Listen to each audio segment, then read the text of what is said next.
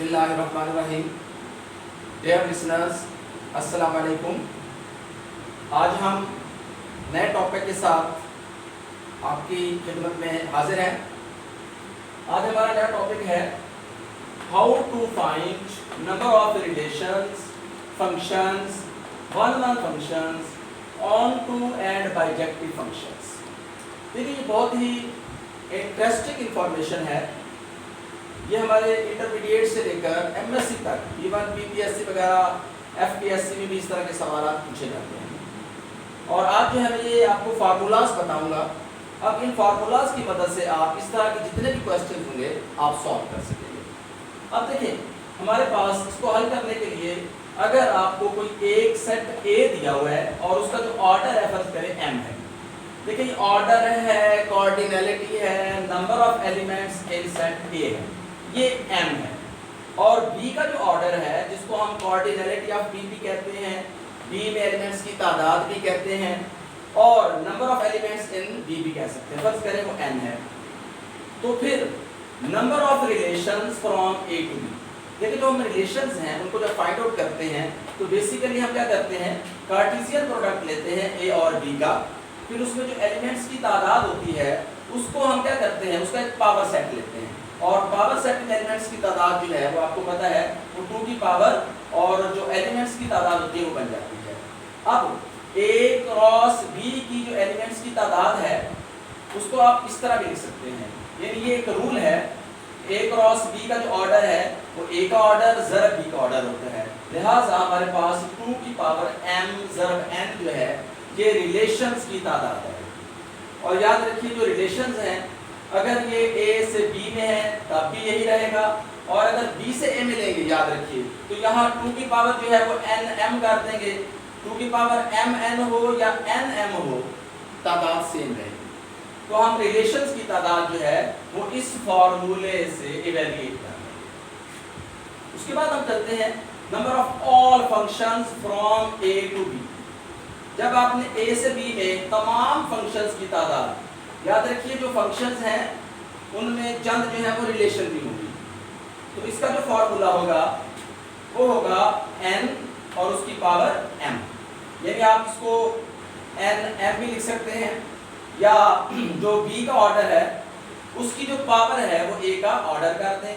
यानी यूं भी कह सकते हैं आप, जो कोडोमेन का ऑर्डर है वो बेस बन जाएगा और जो डोमेन का ऑर्डर है वो पावर बन जाएगा।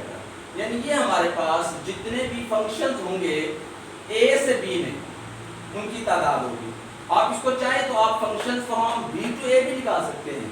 जब b टू a निकालेंगे तो ये जो रकम है ये फिर उलट हो जाएगी, यानी ये जो बेस है ये पावर बन जाएगी और जो पावर है वो बेस बन जाएगी। इसी तरह अगर आपने number of one functions from a to b, ये बताना जरूरी है कि आप a से b में ले रहे हैं या b से a में ले रहे हैं।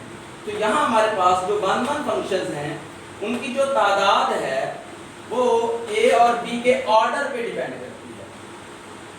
यानी a और b के ऑर्डर का मतलब क्या है, फर्ज करें अगर हमारे पास दोनों में एलिमेंट्स की तादाद बराबर है तो जो वन फंक्शंस की तादाद होगी वो n का फैक्टोरियल ले लें या m का फैक्टोरियल ले लें, एक ही बात है। दूसरी बात, अगर आपके पास जो कोडोमेन है उसमें एलिमेंट्स जो है वो कम होंगे और हमारे पास जो डोमेन है उसमें एलिमेंट्स ज्यादा होंगे, तो इस केस में भी हमारे पास जो वन फंक्शंस हैं वो पॉसिबल नहीं होंगे। इन अदर वर्ड्स उनकी तादाद क्या होगी, 0 होगी। क्योंकि आपने वन फंक्शंस की डेफिनेशन पढ़ी है, उस डेफिनेशन को अगर आप घर जाकर रिवाइज करेंगे देखेंगे तो हमारे पास यहाँ से ये इंफॉर्मेशन मिलेगी।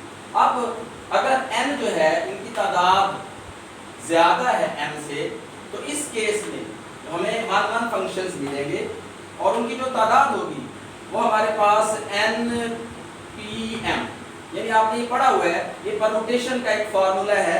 आप चाहें तो इस फार्मूले को यूं भी एक्सपेंड कर सकते हैं, यानी आपने इसको एक्सपेंड करना है, खोलना है, तो ये n फैक्टोरियल और n माइनस m का फैक्टोरियल है, इसको आप एक्सपेंड कर सकते हैं। तो इस तरह आप वन फंक्शंस की तादाद जो है उस केस में फाइंड आउट कर सकेंगे जब n जो है वो बड़ा होगा m से। तो ये है हमारे पास वन फंक्शंस की तादाद फाइंड आउट करने के लिए 3 इंफॉर्मेशंस। इसी तरह ऑन टू फंक्शंस जो हैं उनकी तादाद जो है अगर हमने फाइंड आउट करनी है तो उसके लिए भी हमें क्या चाहिए, इन 3 चीज़ों को देखना है।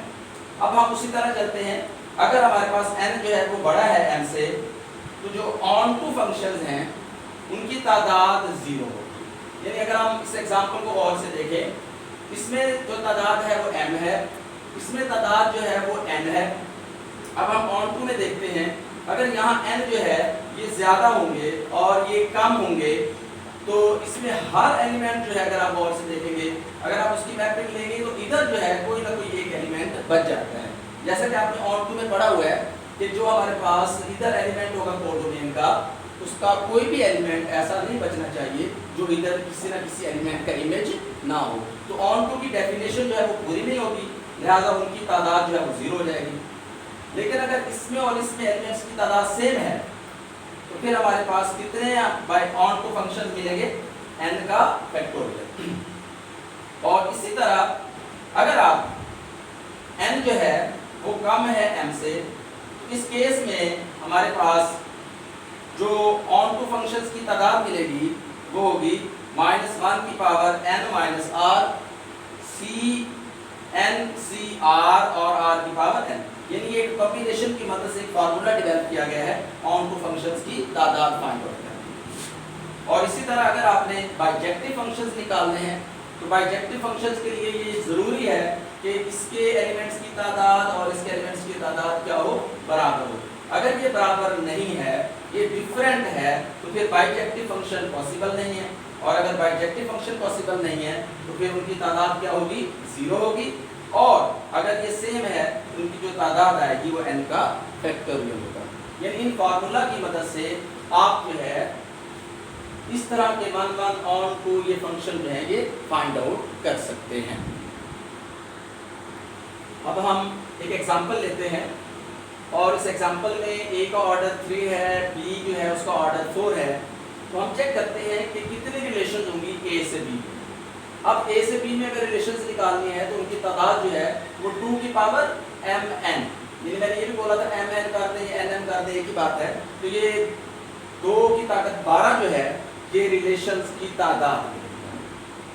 इसी तरह अगर हमने तमाम फंक्शंस निकालने हैं, याद रखिए a से b में हम ले रहे हैं। जब हम a से b में लेंगे तो जो हमारे पास कोडोमेन है उसमें एलिमेंट्स की तादाद 4 है और जो डोमेन है उसमें एलिमेंट्स की तादाद 3 है, लिहाजा 4⁻³ हो जाएगा। इसको जब हम एक्सपेंड करते हैं तो 64 आता है। इसी तरह हमने वन फंक्शंस की तादाद निकालनी है। अब देखिए वन फंक्शंस पॉसिबल है कि नहीं, पहले तो हमने ये देखना है।